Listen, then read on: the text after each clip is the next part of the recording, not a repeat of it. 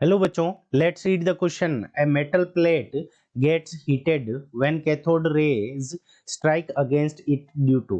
Options given है। Option A kinetic energy of cathode rays, option B given है potential energy of cathode rays, linear velocity of the cathode rays, angular velocity of cathode rays.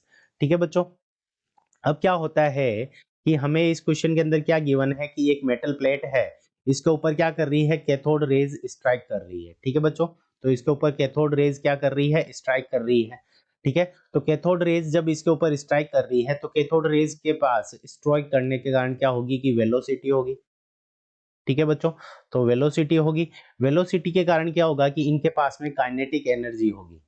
ठीक है, तो इनके पास में क्या होगी, kinetic energy होगी। काइनेटिक एनर्जी होगी तो ये क्या करेगी, इसको स्ट्राइक करने के बाद में अपनी एनर्जी कुछ इसको दे देगी। ठीक है दोस्तों, तो ये अपनी एनर्जी, इस कैथोड रेज अपनी एनर्जी क्या करेगी, इस मेटल प्लेट को दे देगी। ठीक है बच्चों, तो मेटल प्लेट को ये अपनी काइनेटिक एनर्जी क्या कर देगी, प्रोवाइड कर देगी।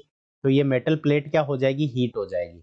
मेटल प्लेट क्यों हीट हो जाएगी, तो ये अपनी काइनेटिक एनर्जी का कुछ पार्ट इनको दे देगी। ठीक है, तो जिससे मेटल का क्या होगा कि टेम्परेचर इंक्रीज हो जाएगा, क्योंकि मेटल क्या कर सकती है, इसको स्ट्राइक करने के बाद मेटल प्लेट है वो क्या कर सकती है, मूव नहीं कर सकती।